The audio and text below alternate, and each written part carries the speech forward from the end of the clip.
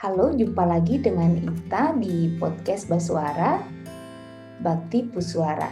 Di podcast Basuara, kami mengajak Anda menyelami budaya timur Indonesia, berkenalan dengan figur yang inspiratif, tradisi yang unik, hingga isu sosial yang sedang dihadapi di Maluku, Sulawesi, Nusa Tenggara, dan Papua. Bersama Bakti, mari memahami KTI dengan seksama.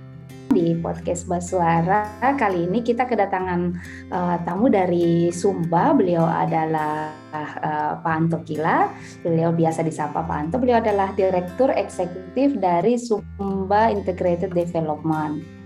Nah, apa itu Sumba Integrated Development dan apa saja yang dilakukan oleh teman-teman di SID ini? Nanti kita akan ngobrol lebih jauh dengan Kak Anto yang sudah hadir di tengah-tengah kita. Halo Kanto. Halo, selamat siang. Iya, terima kasih Kanto ya sudah hadir di podcast Basuara. Mungkin di awal-awal ini kami ingin mendengarkan ingin mempersilahkan Kanto untuk memperkenalkan diri dulu kepada para pendengar podcast Basuara. Silakan Kak. Terima kasih Kak Ita. Ya, selamat siang semuanya untuk pendengar Basuara ya. Pendengar Basuara, podcast Basuara ya. Nah, semoga semuanya bahagia hari ini. Selamat tahun baru dulu, selamat tahun baru untuk kita semua. Semoga semuanya makin sukses ya di tahun 2023. Ya, lebih sukses dari mungkin tahun lalu sudah sukses ya, tahun ini akan lebih sukses lagi ya. Perkenalkan, nama saya Anto Kila. Sebenarnya saya punya nama panjang, ya saya Sofian Anto Kila. Tapi saya biasa pakai Anto Kila saja. Biasa dikenal dengan Anto. Kalau di sehari-hari saya dikenal dengan Anto seperti itu. Saat ini saya bekerja di lembaga namanya Sumba Integrated Development. Kami bekerja di daratan Sumba. Kalau di Sumba ada 4 kabupaten, Sumba Timur, Sumba Tengah, Sumba Barat, Sumba Barat Daya. Kebetulan kami ada di 2 kabupaten. Saat ini kami bekerja di Kabupaten Sumba Timur dan Kabupaten Sumba Barat, Sumba Barat Daya. Kami punya kantor pusat itu ada di Sumba Timur. Kami juga punya kantor di Sumba Barat Daya. Anto, berbicara mengenai Sumba Integrated Development, apa sebenarnya yang melatar belakangi lahirnya Sumba Integrated Development ini? Boleh ceritakan sedikit mengenai sejarahnya, Kak? Ya, oke. Terima kasih. Sebenarnya kalau SID sendiri itu secara legal terbentuk punya badan hukum di tahun 2010. Tapi cikalnya itu sudah dimulai tahun 2000. Tahun 2000 itu kami sudah mulai bicara-bicara. Ada beberapa orang yang sudah mulai berbicara tentang bagaimana kita bisa bekerja sama antara Sumba Timur dan Sumba Barat Daya untuk bisa berkolaborasi. Nah, orang-orang yang berbicara itu adalah orang yang berasal dari 2 lembaga yang berbeda sebenarnya. Jadi ada 2 lembaga, namanya saya ingat itu lembaga pengembangan masyarakat, yang satu adalah lembaga Bina Harapan waktu itu. Mereka pengurusnya berbicara untuk membentuk sebuah lembaga supaya bisa bekerja sama. Nah, bergerak dari situ pada tahun 2010 waktu itu mereka sepakat untuk membentuk sebuah lembaga baru yang namanya Sumba Integrated Development. Jadi bekerja sama untuk membangun Sumba secara terintegrasi, khususnya 2 kabupaten ini dulu, Kabupaten Sumba Timur dan Sumba Barat Daya. Nah, apa yang dilihat yang di waktu itu? Kami melihat bahwa ada kesamaan isu yang terjadi di Sumba Timur maupun Sumba Barat Daya. Fokus kami waktu itu adalah melihat tentang kondisi anak-anak di sini, kondisi anak-anak dari kelompok masyarakat marginal.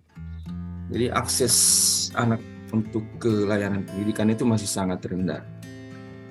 Mulai dari pendidikan usia dini sampai kita bicara tentang perguruan tinggi waktu itu hampir paling di sini hanya ada 1 sekolah tinggi waktu itu.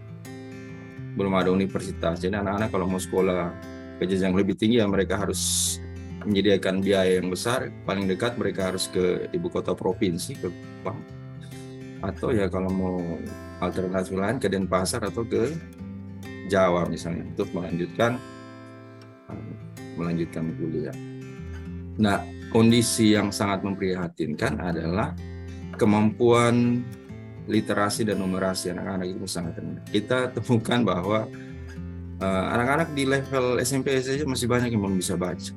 Nah, ini yang melatar belakangi waktu itu dibentuklah Sumba Integrated Development. Jadi awalnya kami memang fokus pada bidang pengembangan dan perlindungan anak. Jadi kami fokus ke sana. Bagaimana untuk membantu masyarakat khususnya yang di desa ini supaya mereka punya akses untuk ke pendidikan.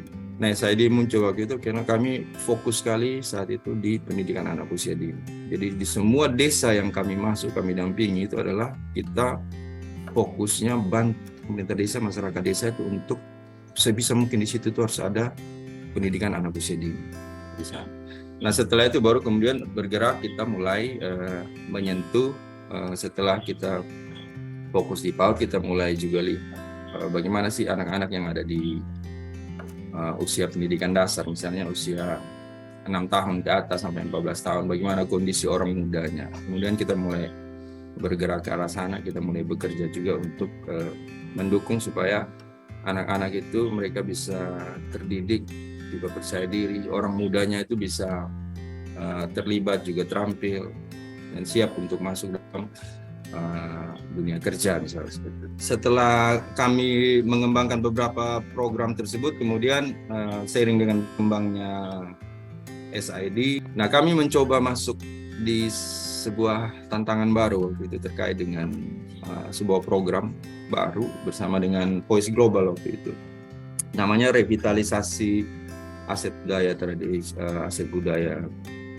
tradisional. Jadi program ini tujuan kami adalah bagaimana mengadres isu sosial yang ada melalui seni, pendekatan seni waktu itu. Karena kami lihat di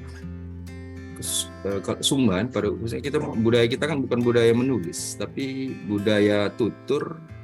Ada juga yang kita sebut dengan pendekatan penyampaian pesan itu melalui seni.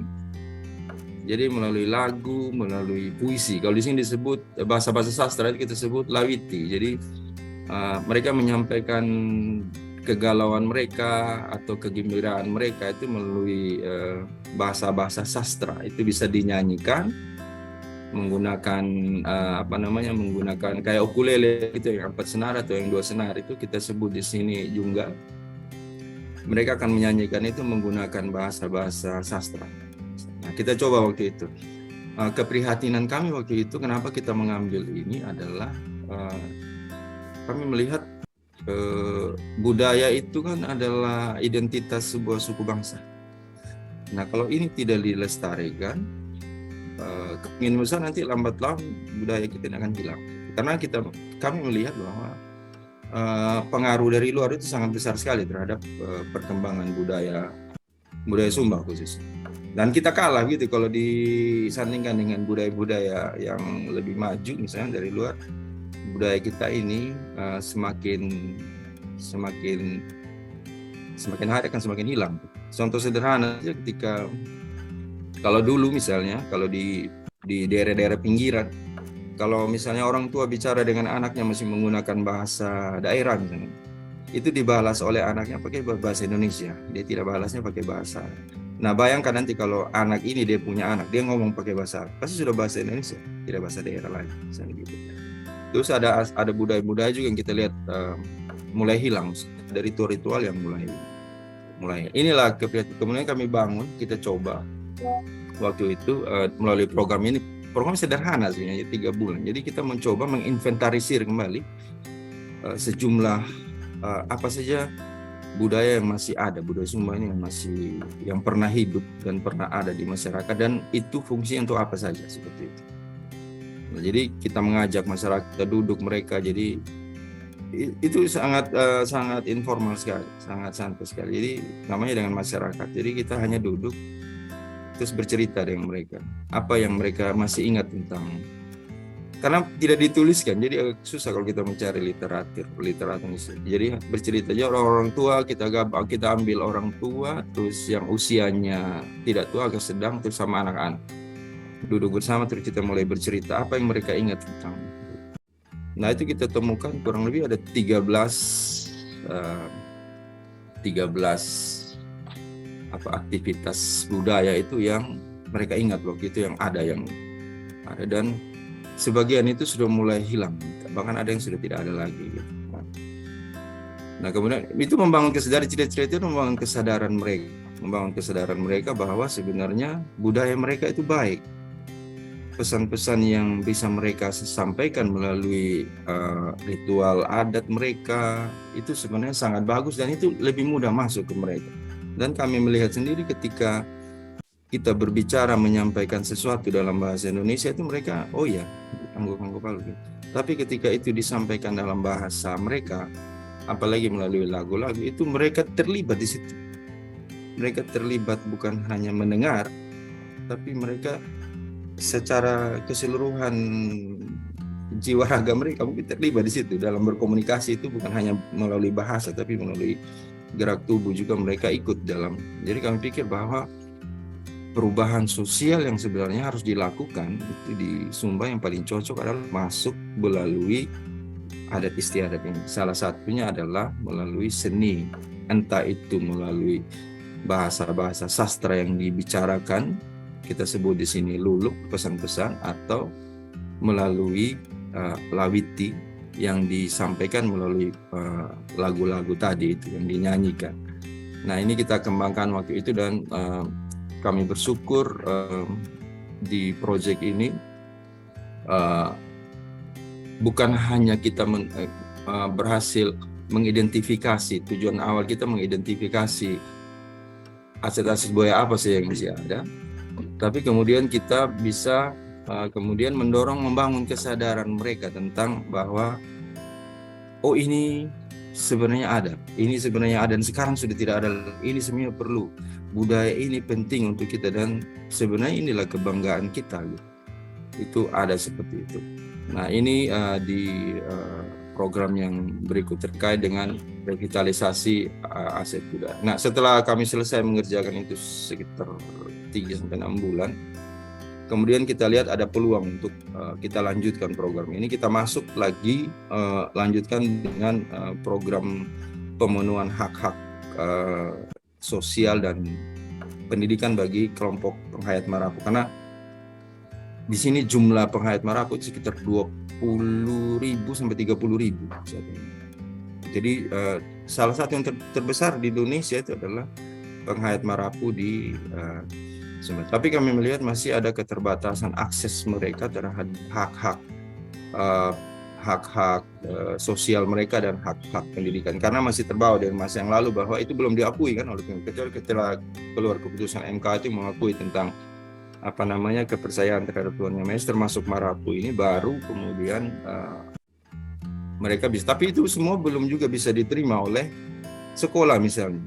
Jadi anak-anak yang dari kelompok Marapu ini ya dia masih diharuskan ikut pelajaran agama, ya harus ikut pelajaran agama mayoritas yang ada di situ. Belum tersedia fasilitas dia untuk belajar. Padahal kalau bilang 30.000 dari 260.000-an Sumba Timur itu sekitar hampir 20% mereka ada di pulau ini, di satu kabupaten ya di Sumba Timur itu sekitar. Nah harusnya mereka hak-hak mereka ini diperhatikan. Ini yang kami lihat. Jadi di program selanjutnya kita lanjutkan. Kalau kemarin kita hanya menginventarisir, yang sekarang ini sementara kami kerjakan adalah kita coba untuk masuk ke bagaimana pendidikan terkait dengan pelestarian aset-aset budaya yang sudah kita temukan di awal itu bisa masuk melalui institusi pendidikan. Itu bisa diajarkan di sekolah. Ini kami lakukan sementara berproses sekarang. Dan itu bukan kami kerja sendiri, itu kita dorong, kita perkuat yang namanya Badan Pengurus Marapu tingkat kabupaten yang ada di sini. Jadi kita dorong mereka, kamu harus bentuk kepengurusan di tingkat kabupaten yang kuat. Tidak hanya di kabupaten, kalian harus bentuk juga sampai di tingkat desa. Nah sekarang bersyukur mereka sudah membentuk itu di tingkat kabupaten dan mereka sudah membentuk pengurusnya di tingkat sampai di tingkat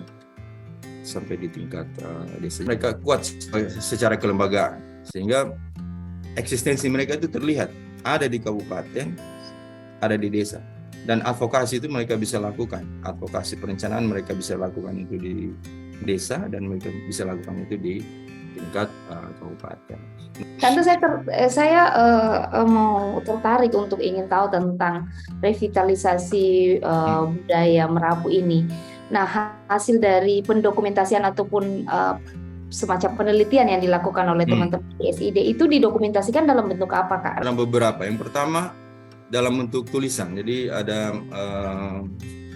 dalam bentuk literatur yang kami kumpulkan. Itu ada sekitar 26 buku yang berhasil kita kumpulkan. 13 diantaranya itu sama sekali belum pernah dipublikasikan. Bahkan ada yang kami dapat dikirim kembali dari luar negeri terkait dengan budaya Sumba. Jadi sekarang ada 26 itu kami bukukan dan kita buatkan jadi arsip digital. Jadi itu terkait dengan tulisan-tulisan yang kami temukan, yang kita kumpulkan dalam pelaksanaan program ini. Yang kedua, kita dokumentasikan dalam bentuk video. Jadi yang saya katakan tadi terkait dengan nyanyian-nyanyian yang punya nilai edukasi itu dinyanyikan oleh penyanyi-penyanyi lokal, laki-laki dan perempuan, orang tua dan anak muda. Kemudian itu kita dokumentasikan dan kita buat dalam kanal YouTube itu atas nama mereka sendiri supaya itu bisa diakses oleh semua orang. Dan juga kita buat untuk mereka itu website. Jadi sekarang Penghayat Merapu ini mereka sudah punya website sendiri, website yang cukup besar yang kita bangun karena itu nanti akan mendokumentasikan dalam bentuk arsip-arsip digital dan juga video.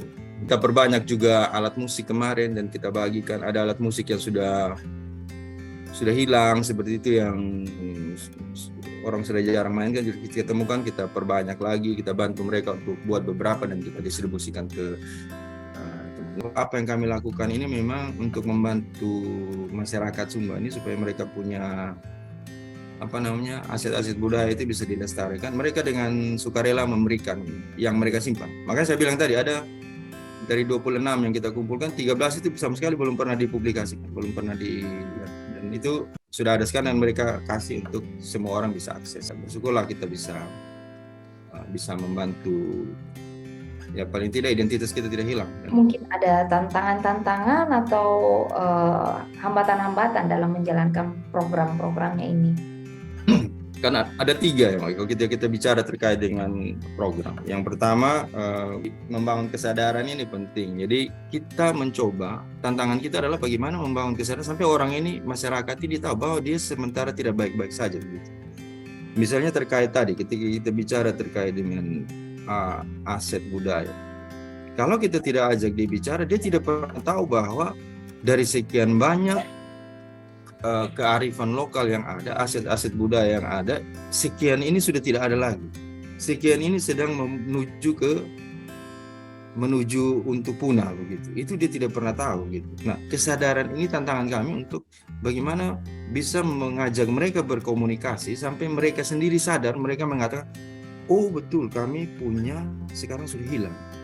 Ini sementara. Nah, ketika dia sudah tahu bahwa sebenarnya kondisi dia tidak baik-baik saja terkait dengan isu tadi, termasuk juga isu-isu yang lain, itu akan mudah kita untuk menawarkan, ini loh ada konsep programnya seperti ini. Bisa tidak kita kerjasama? Yang kedua adalah bagaimana kebijakan yang baik yang ada dari pusat itu tersosialisasikan dan internalisasikan di dalam para pemangku kepentingan kebijakan dan juga tersosialisasikan kepada masyarakat ini sebagai pemegang hak begitu. Betul.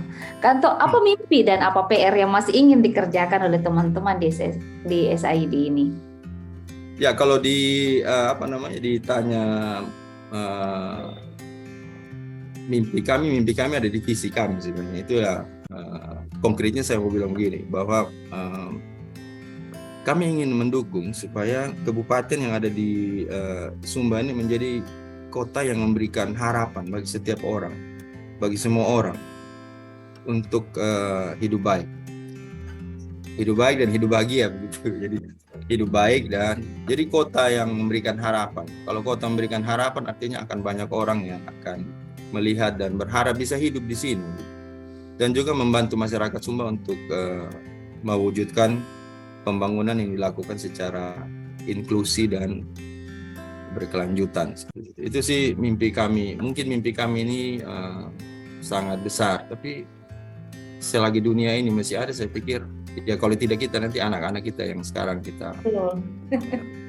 Betul sekali. Terima kasih banyak Kak Anto ya, perbincangan dan diskusi yang sangat menghangatkan hati, sangat menginspirasi kita semua. Semoga apa yang dicita-citakan, apa yang menjadi mimpi dari teman-teman di SID bisa tercapai dan mendatangkan hasil yang bermanfaat bagi masyarakat di Sumba Barat Daya dan di Sumba Timur, dan tentunya seluruh masyarakat Indonesia pada umumnya.